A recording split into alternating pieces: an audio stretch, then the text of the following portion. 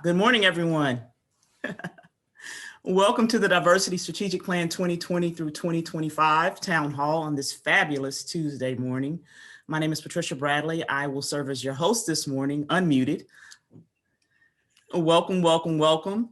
I would like to take an opportunity to introduce all of our panelists. We'll start with Dr. Leah Cox, who is the Vice President of the Office of Inclusion and Institutional Equity.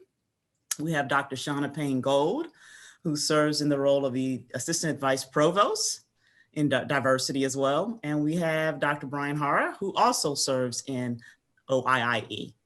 So without further ado, we will let our panelists take control. I will let you know that as you post questions, I will attempt to get to all of your questions. However, depending on how many we have quite a few attendees this morning. So if I don't get to one of your questions, we will make sure that we reserve the opportunity to respond to you directly at a later time. So thank you all. Good morning, everyone. So thank you so much for joining us today as we begin to learn a little bit more about the university's Diversity Strategic Plan, a more inclusive TU advancing equity and inclusion.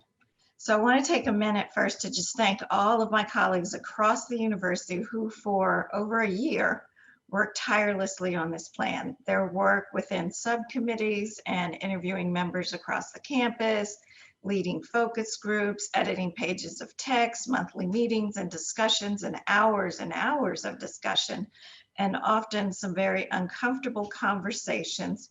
We have pulled together with great pride the strategic plan. So thank you to my colleagues and task force members. We couldn't have done this without you. So I'm going to take the time to read. I'm not going to take off the time to read everybody's name. It's a long list of those who helped us across the universities, and their name is listed on the document, which can be found on our website. So let me talk a little bit about the plan. The plan serves as a guide, kind of a roadmap to Towson University as we work to create the Towson University that will create a sense of belonging and equity that we've begun to work on in the last few years. Since 2016, an outline for the president's priorities, we have tried to address diversity and inclusion on our campus. And this has led us to the plan that we have worked on and continue to work on, laying out a course that will help us to develop inclusive excellence. And we recognize that this plan was reaching its completion during a time in our nation where there was racial and social injustices and strife that had climaxed to a level that had not been experienced in over a decade.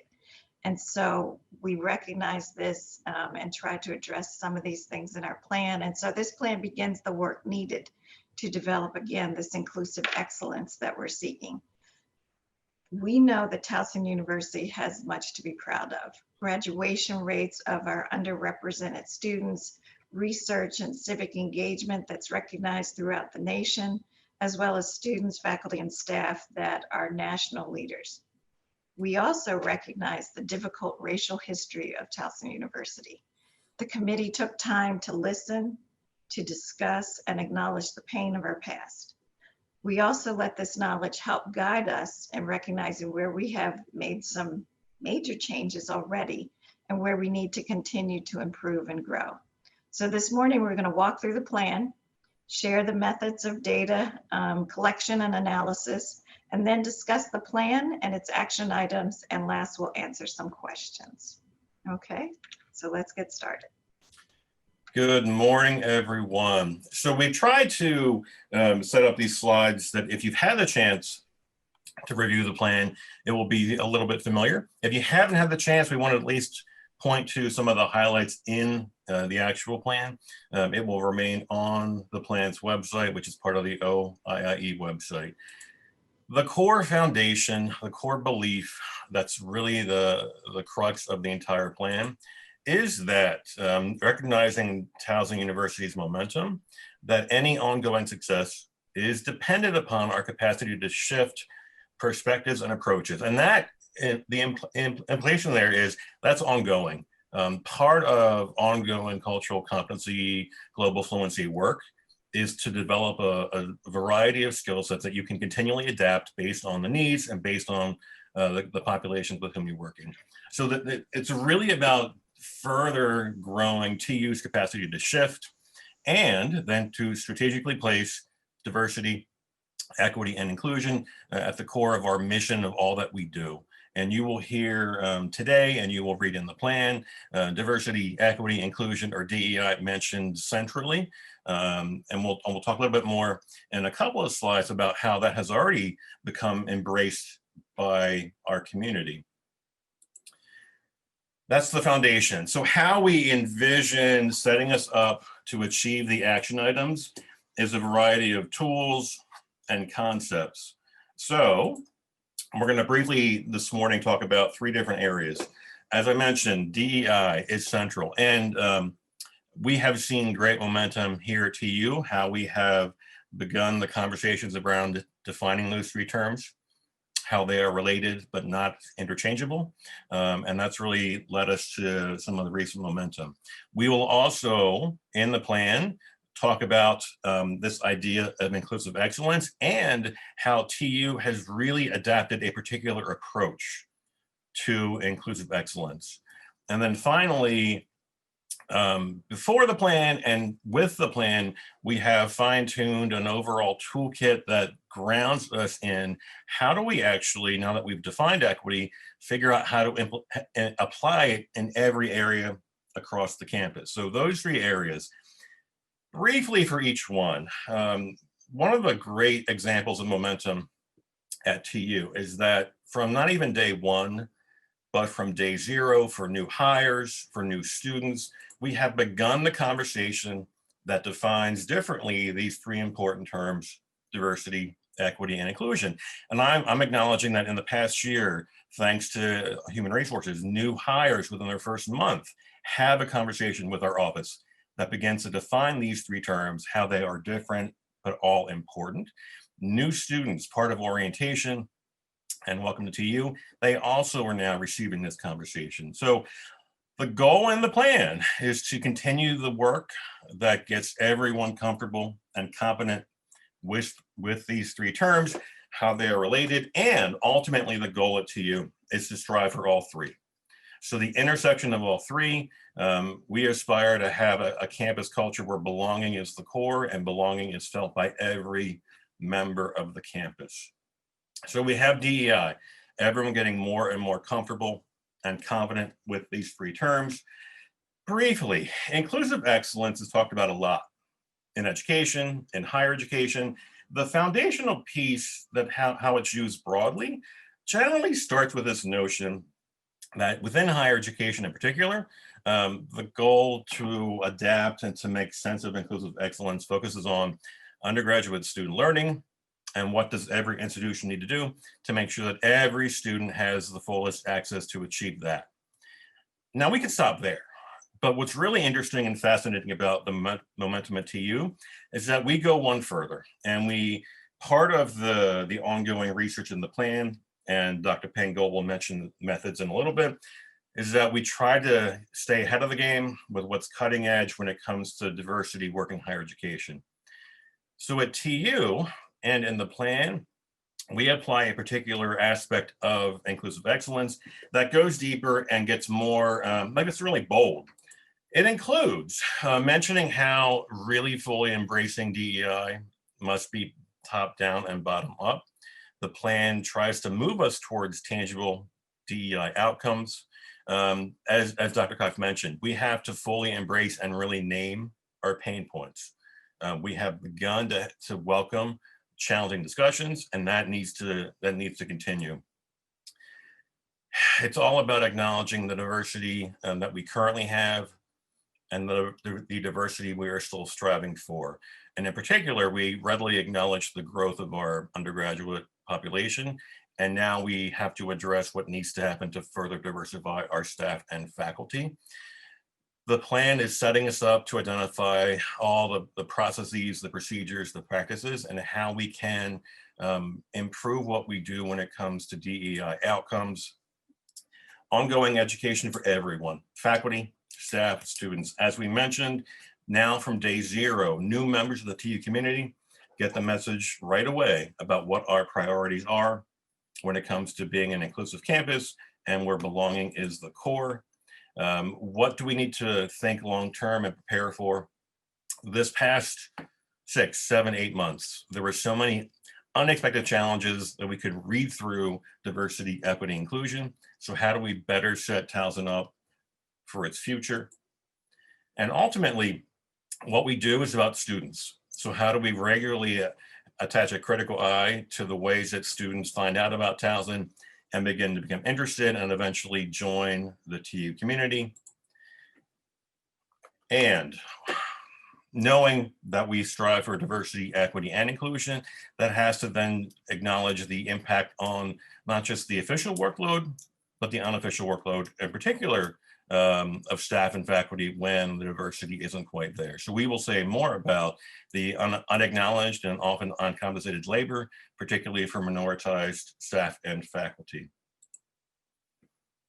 And diversity is key. We have acknowledged in the plan, we talk about around the growth of demographics for students, certainly, and continuing to monitor demographics is one piece to measuring DEI. And then the last and the third term in the plan, we have developed a series of all the education, training, and support, as well as some critical questions to help every unit figure out how to apply equity from the lens of their own unit. So the equity toolkit includes a variety of tools, and this visual is at least meant to encourage every unit to envision this ongoing process where you start at one of these stages. You start with reflecting where you're at. We provide through the plan and its companion website a variety of exhaustive questions, whether you're focusing on staff or faculty or students, and then you begin to apply these questions to all of your practices, policies, procedures, resources. You figure out what is needed. And in the plan, you'll see an overview of the overarching questions when it comes to beginning to get comfortable viewing your work through equity. And then the companion appendices off the website will, depending on your particular focus of work, you'll be able to go deeper in terms of some provocative and challenging but important questions to fully embrace diversity, inclusion, and most importantly, equity. I'm going to pass it off to Dr. Ping-Gold to review some of the methods that were behind the plan. Absolutely. Good morning, everyone. And thank you for being so interested in this plan in particular. I had the pleasure of joining Towson University in 2019 when the task force had been formed and started its processes of gathering information and figuring out starting points, given the charge from the president. And so given that I jumped in with the structure and the plan for actually capturing some of the lived experiences of folks here at Towson University. And so that needed to happen in a number of different ways. But the goal was to make sure that we heard voices from many different corners of the campus community. And so in March of 2019, we invited folks to participate in those methods. We had several different methods of participation. Of course, the ideal and the lion's share of folks that participated actually took time to be a part of at least one focus group. And so given that they were part of focus groups, those that were unable to accommodate the schedule of those focus groups actually participated in one-on-one interviews by designees of OIE in particular. And then we also had the opportunity for people to submit their experiences, their concerns, their solutions, even through online submissions that were set up by Dr. Cox's office as well. And so given that, folks had lots of touch points that were available to them to participate in this process from March through September of 2019. And then in September, we reconvened and we had a subcommittee of the overall committee that was able to analyze the raw data that we captured from those transcriptions. And so that was a step-by-step process. That was not done in a very loose manner. It was actually a very structured approach in reflecting and acknowledging our own biases, because we know that's the lens through which we view the world and view this data, this particular data set, We also wanted to access the raw data. It was not cleaned at all. It was actually handed directly to the committee. They were able to access it from the beginning. So we knew and trusted that the data came directly from the participants. And from there, major themes emerged. And we also looked at various patterns of language, of themes, of even phrases that we felt were very important. But also, too, we noted unexpected themes that we didn't anticipate in the data set. And that allowed us to really hone in on what were the major themes and topics that we needed to address within the action items in the remainder of the forthcoming report. And so that was extremely important for us to consider as we moved forward with, how do we get this done? How do we actually let the rubber meet the road? And so given that, our subcommittee saw 4 themes relatively immediately when it came from the work that was already being done and also the perspectives of the almost 300 people that participated in that work. The 3 major themes that came forward were work climate in particular, also examples of exclusion and inclusion and how we want to continue to move further over to that inclusion side of the spectrum. And then also the plethora of initiatives and programs that we already have at Towson University and how we can make sure that they are linked to action items that are very clear so that we don't have busy work, but we have very structured and focused work. And given that those were our top 3 themes, but interestingly enough, we were not expecting that mentoring was going to cut across all 3 of those areas. And so given that, it really gives us a great opportunity to think through how mentoring may work on our campus from various directions. When I see this now in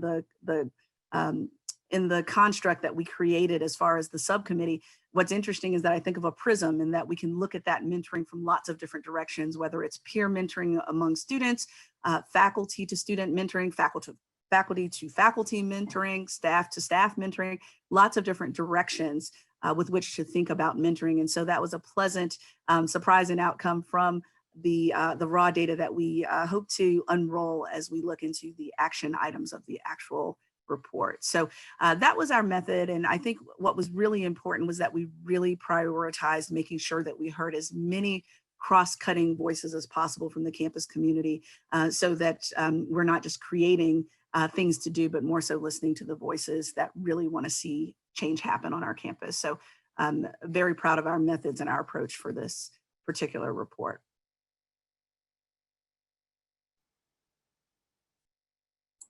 To briefly point to the action items that are spelled out in detail in the plan, the original charge to the task force from the president was to look at 4 overall areas: education and scholarship, initially recruitment and retention, which we broadened to also look fully at the idea of success at TU, campus climate, and then ultimately the assessment and evaluation question: how do we have an actionable plan to keep assessing what we're doing?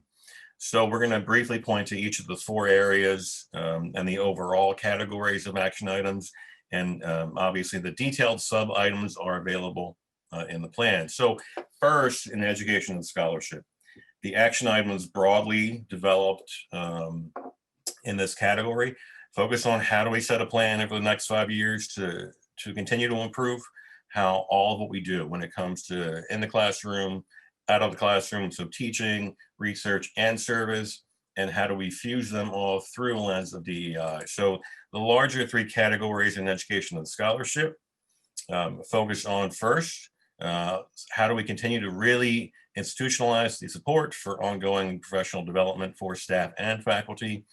How do we continue to expand and grow the available curriculum and educational opportunities available to students when it comes to all things DEI?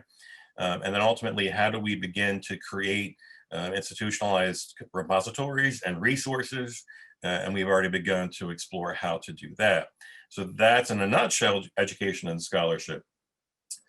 For next, recruitment, retention, and success.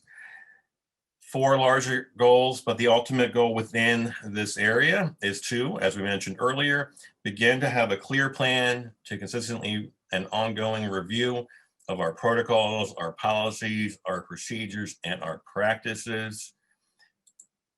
And it's really about new, innovative, creative, and sustainable ways to continue to diversify not just the student population, but our staff and our faculty. That includes the full picture from day zero through now, from recruitment to hiring or applying to welcoming to onboarding or orientation and to retention, which is key. Part of applying an equity lens doesn't rest solely on something like an exit interview, but it focuses on what are the conversations that need to happen before someone thinks about leaving the TU community. And ultimately, to further solidify and institutionalize recruitment, retention, and success, as it says in 2.2, what's the improved campus-wide infrastructure on mentoring? We, as Shauna mentioned in the themes, one of the first steps will be to do an exhaustive review or even audit of all things mentoring. It is embraced fully by so many units, and we want to make sure that we do that consistently and collaboratively. 2.3 focuses on, again, the deeper dive on programs, policies, and practices. And then ultimately, as we've acknowledged, the growth and diversity of students, but the need in 2.4 to set some manageable, actionable, realistic goals to further diversify staff and faculty. Campus climate. There are 3 larger areas, all of whom work towards this goal of cultivating a sustainable and inclusive community. 3.1 begins to look at a clear plan to look at the culture of TU and how do we further really bake it into the fabric of our community, where we don't just talk the talk, but we actually walk it. And then for 3.2 and 3.3, we look at both. What are the needs to consistently create resources so that we are not, with good intention, inadvertently recreating wheels that already exist. So all the more need to continue to do collaborative work across divisions and departments. And it's not just about offering a curriculum, it's the ways that we do it through our infrastructure. So 3.3 prioritizes the need to regularly review facilities, buildings, resources through that address the full educational experience for our students. And then lastly, all of this work is important to embed through evaluation and assessment. So there are 4 larger goals that really set us up to do to improve how we keep track of all things assessment when it comes to diversity, equity, and inclusion. So for example, 4.1, how do we have a clear, better organized, better collaborative plan when it comes to encouraging and supporting each unit to regularly assess in a meaningful way all of our ongoing work towards achieving these goals. 4.2 acknowledges that climate studies can be done in a more methodical, ongoing, and consistent way that regularly address all parts of our community, not just students, not just faculty, not just staff. And then ultimately, how do we better organize what we do when it comes to DEI assessment? So what's our vision for creating a centralized hub that shows best practices that are working at TU? And how do we help each other improve how we approach this plan? So that's the quick overview of the plan. We encourage the entire community to continue to sit with the plan, review what's in it, in particular, reflect on the action items. We continue to welcome your feedback and your participation, and we try to make that as easy as possible. So on the website for the plan, you will see a web form to share feedback. You can choose anonymous if you so choose. You can always use the inclusion@towson.edu email for all things diversity strategic plan. And we need everyone's help to achieve the action items. And we also need everyone's active role in helping to achieve the goals, as well as to modify. As Dr. Cox mentioned at the beginning, it's a roadmap, and sometimes the plan changes, and sometimes the route changes. I think of the Waze app, where a new road may not be in your Waze app. So nothing in the plan is absolute, and by definition, it is a 5-year plan, not a 10-year plan, because Achieving these goals often requires responding to some new unknowns and some plot twists. So we really welcome everyone's feedback, and we will continue to use the website for the plan. We will be relying on the task force to assist us each year with developing the annual report that will measure progress from year to year for these next 5 years. So that's our hope for the entire campus. We are going to turn off the slides and encourage some questions and some discussion. Okay, we do have one question from our attendees. It's in regards to action item 3.3 and the renaming of the residence halls. Okay, so let me just respond to that. And that's being handled by Dr. Vernon Hurd and our Vice President for Student Affairs. There's a committee that's been meeting, and the first report from the committee has been submitted to the president. And so there'll be updates coming from Dr. Hurd over time. So that is being addressed. Okay. Any other questions? Yep. Okay, we have a question about certain disciplines have better or worse track records in achieving diversity. An example is my own field of geoscience. Is there a plan for providing resources in specific disciplinary areas? And that was from Dr. Venka. Shauna, go for it. Yep. Yeah, absolutely. Yeah, thank you for that, Dean Benko. Appreciate it.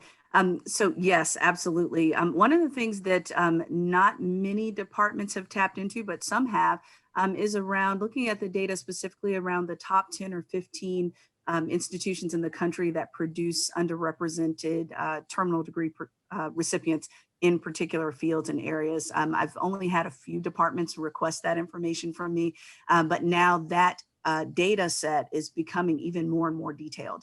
So now we know what schools they're coming from, what's their specialty areas. And so I think that's really important for us to consider, is always tapping into that, which is an additional layer of work for the search committees, of course, but of course, in my role, that's what I'm here for, to support in those areas.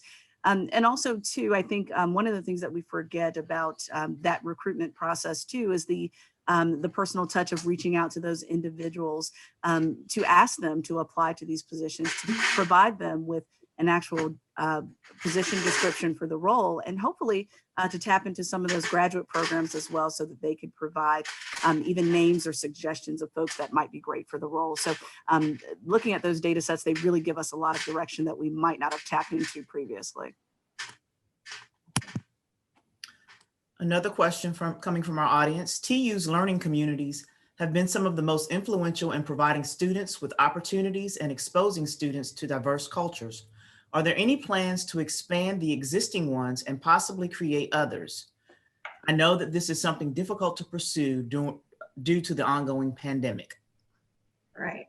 So as we move forward with the plan, yes, the pandemic is holding up probably most of the programs that we could do for our students outside and in the community and beyond. And so absolutely, this will be discussed with the committee and then with the departments as Dr. Payne-Goal and I move across the campus to talk with each of our colleges about their diversity action plan. That's something that certainly is something that needs to be talked about, addressed, and then focused on. Okay. Next question, are there plans for specific outreach to various departments about how they can implement elements of this plan? Also, how will progress on the plan be measured? So also the first part, absolutely. Our intent in the plan is to provide it as a resource and then to make available through OIE. If there's a need to clarify terms or to provide assistance or consultation, absolutely. So you can connect with me or our office as you've had time to review what's on the plan, as you've had time in particular for units that are named as responsible in the action items. It was done intentionally. So the office is listed in the column. The implication is not you must figure it out, period, and go. It's reach out to us, let's brainstorm, And knowing that it's a 5-year plan, we want to have a conversation early on to figure out what's realistic and manageable for year 1, for year 2. What are the low-hanging fruit that we can focus on? So absolutely, it was meant to be university-wide and collaborative. So we don't want any unit, particularly the ones who are officially named or who have interest in any of the items, to feel like they have to figure it out alone. That will not breed success. So it's meant to be collaborative. So absolutely, please reach out to us. In terms of annual updates, our current plan, and again, we will adapt it in this first year to see what makes sense. So we're hoping that in the summer, the original plan pre-COVID was to use summer as a chance to reflect on the year that has passed and what have we achieved. When it comes to the original action items, which ones still hold, which ones might need to be modified, which ones were achievable in that first year. So we're envisioning a companion piece that's released every year that uses the action items and frames it as still in progress, achieved, or modified, and here's where we're at. So that's the current plan. But as we've learned over the past few months, things happen. But we will continue to work towards an annual update, and that will be shared on the website and with the campus. Going back for a second, with regards to Dr. Vanko's question about certain disciplines having a better track record and the plan for resources, we have a follow-up question regarding that. The question is, with Dr. Vanko's question in mind, which degrees or programs do you see that could be developed so that we could nurture underrepresented populations to advanced degrees? That's a big question, Shauna. Yeah, it is a big question. Well, it's a question that the entire nation is trying to figure out, frankly. So we're not alone in that work. I think what's most important to think about with that is a couple of things. Collaborations, especially with institutions that produce those terminal degree recipients. And then also, what can we do as far as being part of a pipeline with those?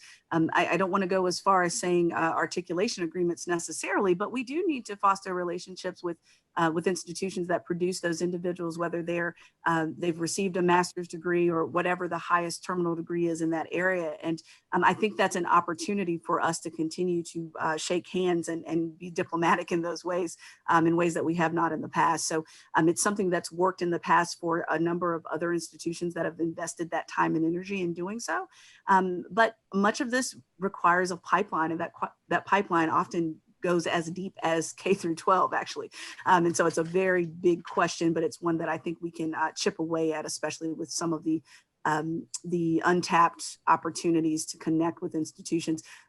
There's way too many minority serving institutions across this country not to collaborate and get to know them and their programs better so that we can attract them to TU specifically. So big question, but that's my small chip away at it. Yeah, and let me just tag on to that, because I've been in conversations with the provost and the president. And as most of you know, we are perfectly positioned here at Towson, sitting within, a 2 or less hour drive from probably 6 HBCUs, right? That we are not strategically connecting with to attach ourselves to some of the pipelines of the PhD students that are leaving there. And we need to do that. And if we stretch just a little bit further, we also sit in a city where a lot of people want to come to.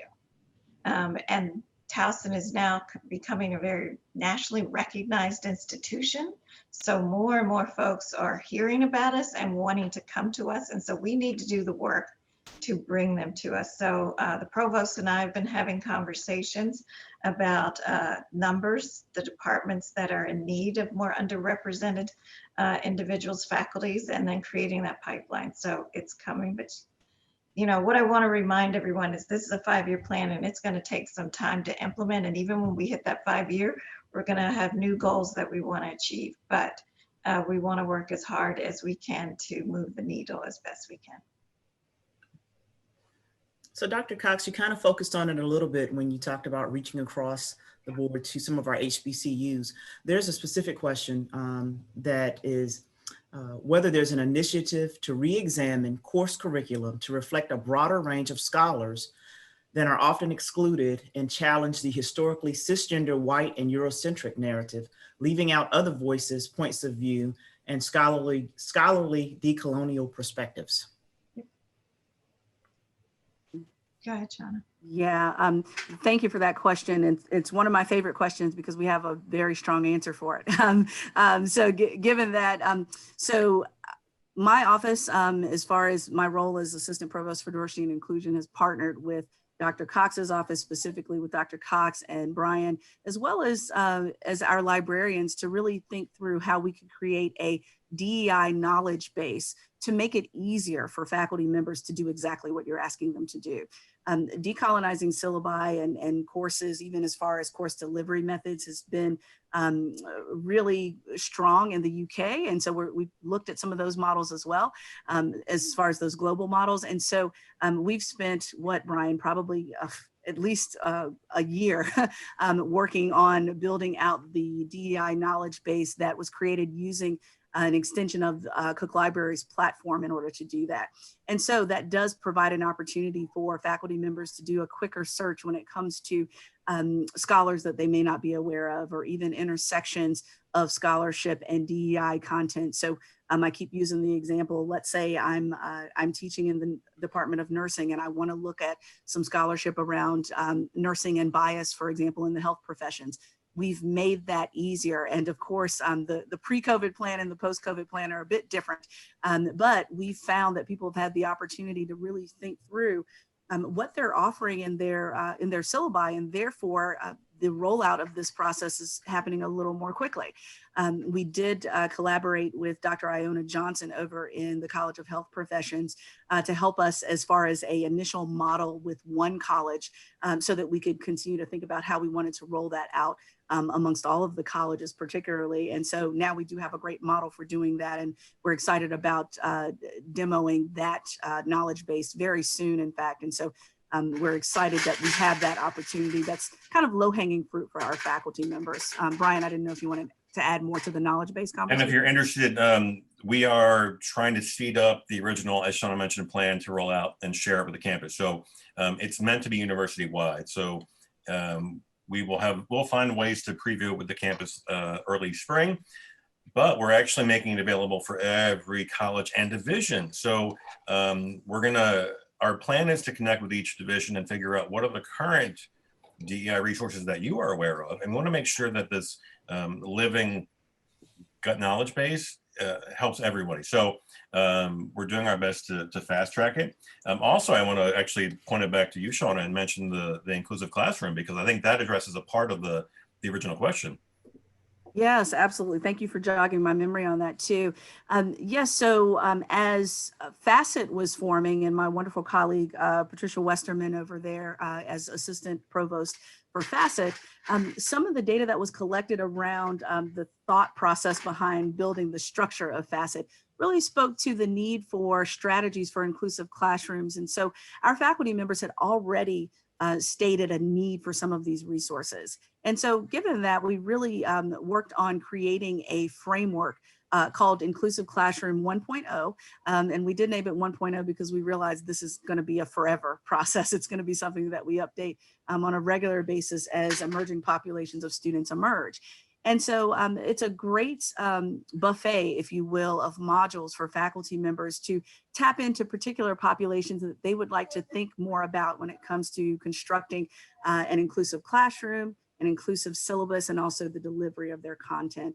And so there's various modules. I think we landed at around 13 or 14 modules with various subcultures and populations of students in mind, with a culminating module that's basically the faculty capstone.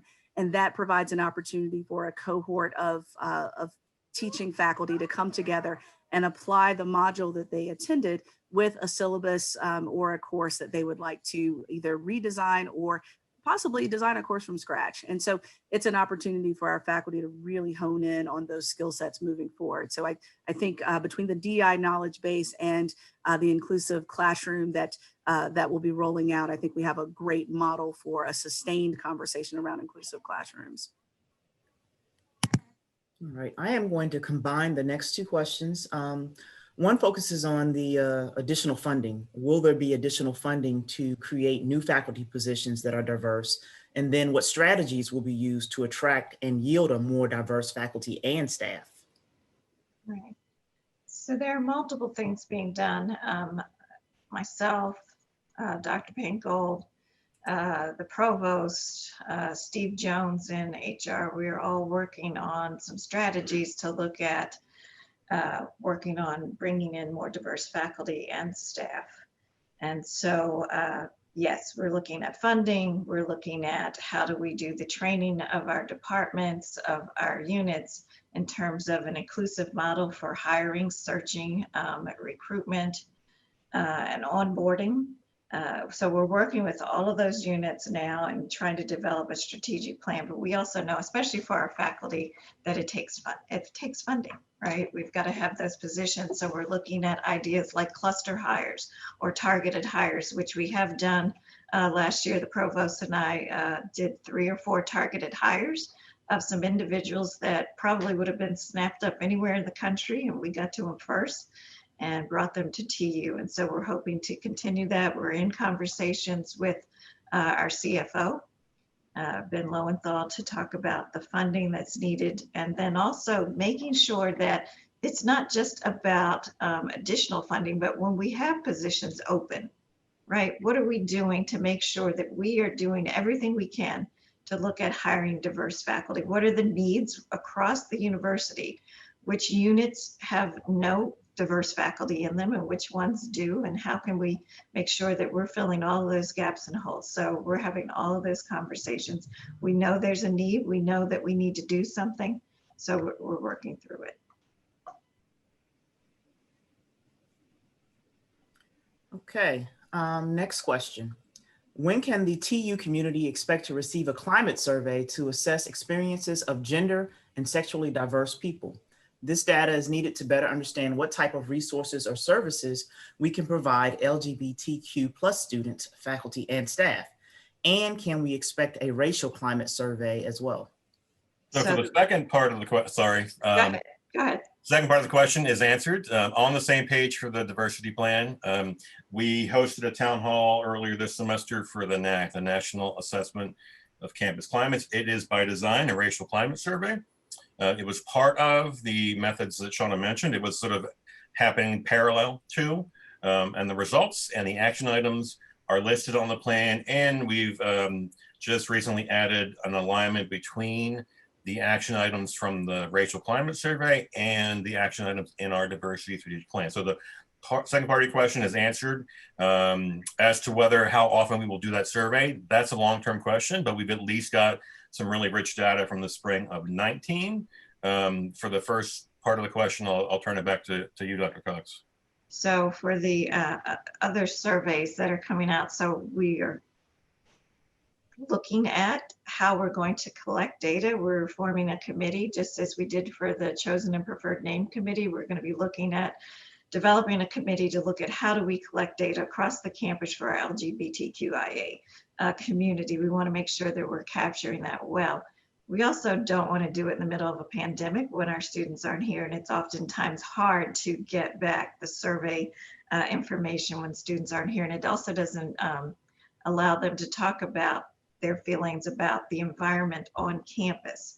So we're hoping to find something, look at something, or at least discuss something by spring that could go out, hopefully fall of 21, where we could actually capture some really good data to allow us to make sure that we have the programming necessary for all of our students in our LGBTQ community.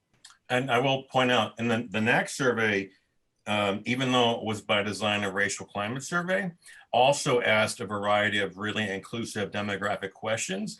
And we were fortunate that our partners here at TU in the Regional Economic Studies Institute, which is part of the division of SPAR, they did a deeper dive on the data. So one of the documents on the website in the next section shows that deeper dive, and they were able to do some analysis around gender identity, and sexual identity because the demographic questions were asked in the NAC. So in the meantime, if you haven't yet, we encourage you to check out those documents because it does begin to show the value of asking inclusive demographic questions to further be able to assess climate in a diverse and inclusive way.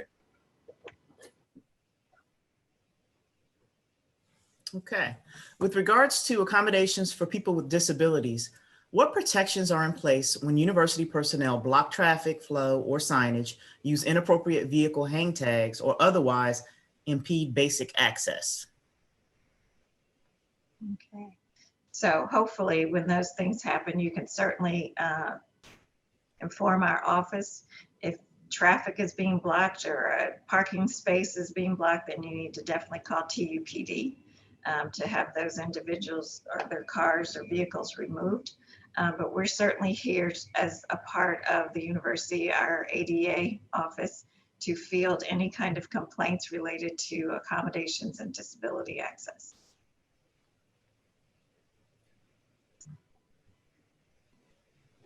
We do have a question here that may be more appropriate for Dr. Hurt, but I will ask the question and then allow him, I think he can either chat or I can give him an opportunity to speak.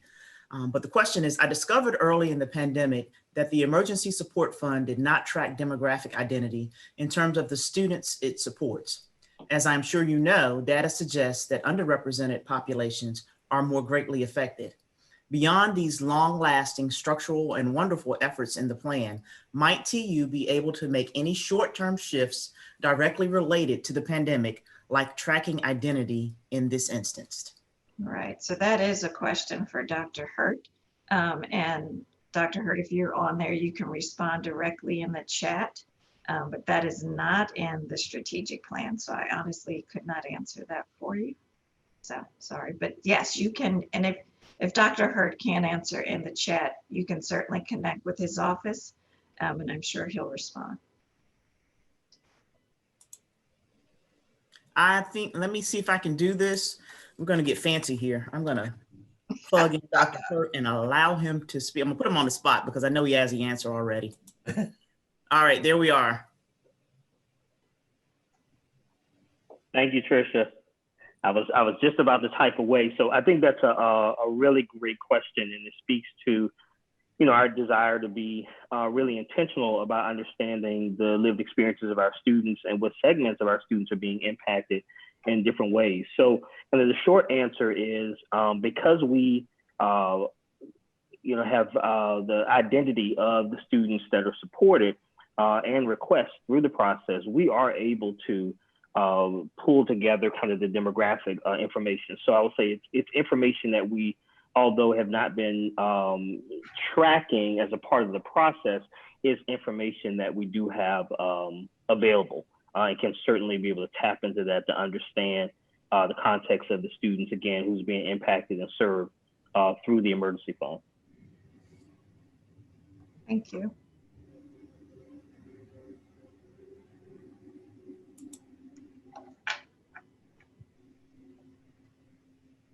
Okay, I do not see any additional questions right now. Oh, somebody popped up with something. Okay, hold on, let's see.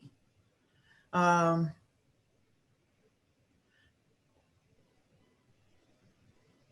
this one may be a little difficult. Let's see. Recently, my colleagues and I have been influenced by Canadian institutions that provide land acknowledgement statements. Are there any plans to provide guidance on land acknowledgements at TU?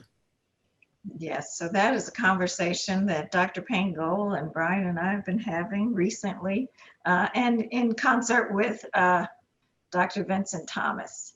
And so, yes, that is something that we've been thinking about, discussing, and looking at how we can do this in the best way at Towson University. So I think it's important. I think it's something we need to do. So you'll probably be hearing more in the next month or so.